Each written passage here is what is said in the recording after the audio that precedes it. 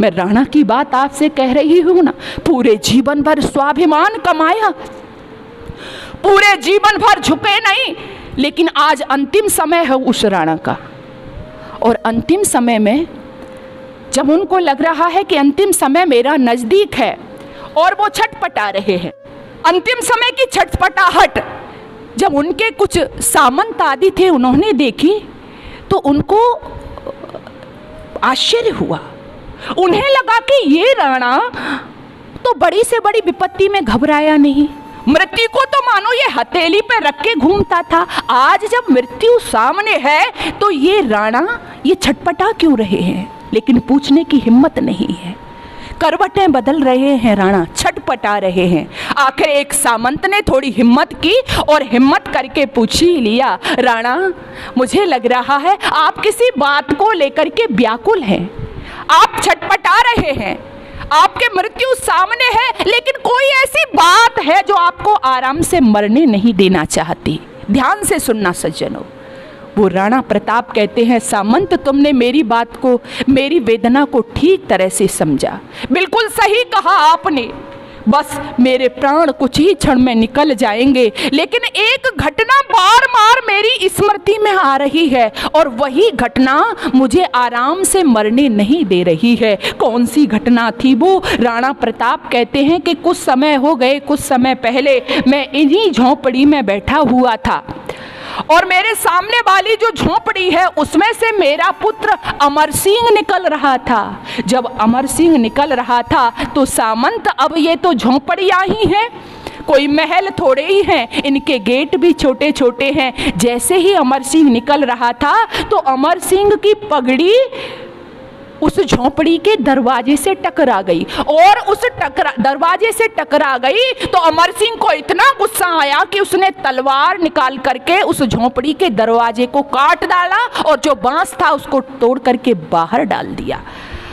ये घटना मेरे जेहन में बार बार आ रही है सामंत, कि उस छोटी सी घटना से जिसने अमर सिंह की पगड़ी को गिरा दिया था, अमर सिंह मेरा बेटा इतना नाराज हो गया कि उसने तलवार निकाल करके उस कुटिया के द्वार को तोड़ दिया। तो सामंत मैं इसलिए परेशान हो रहा हूँ कि आगे जब मैं चला जाऊंगा इस दुनिया से तो मेरा बेटा अमर सिंह इन झोंपड़ियों में नहीं रह पाएगा और इन झोंपड़ियों में नहीं रह पाएगा, वो महलों में रहेगा और महलों में रहेगा तो ये जो घास पत्ते आदि के दोने हैं इनमें भोजन नहीं करेगा, सोने चांदी के बर्तनों में भोजन करेगा और सोने चांदी के बर्तनों में भोजन करेगा तो वो फिर जमीन पर भी नहीं सोएगा, वो मखमल के गद्दों पर सोएगा।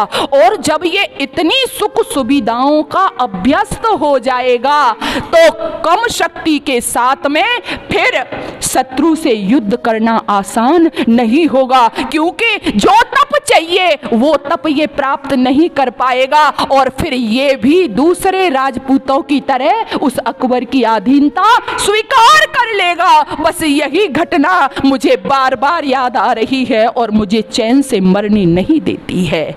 जब ये सुना उन सामंतों ने सबने तलवारें निकाल ली और कहा कि राणा जब तक हम जीवित हैं, जब तक हम जीवित रहेंगे कभी भी अमर सिंह को अधीनता स्वीकार नहीं करने देंगे। राणा की जयकारे लगाए, राणा की जय बोली और राणा हंसते हंसते शांति के साथ में मुस्कुराते हुए इस संसार से विदा हो गए। बोले अब मुझे कोई चिंता नहीं है। जरा विचार करना, जीवन के अंतिम समय में देश के लिए इतना सोचने वाला, अपने स्वाभिमान की रक्षार्थ सोचने वाला, अपने यश को बचाने वाला, क्योंकि वेद ने भी कहा कि मृत्यु क्या है। अब जो सच्चे लोग होते हैं, जो विद्वान लोग होते हैं, जो महापुरुष होते हैं, उनकी मृत्यु क्या है? अपयश ही मृत्यु है।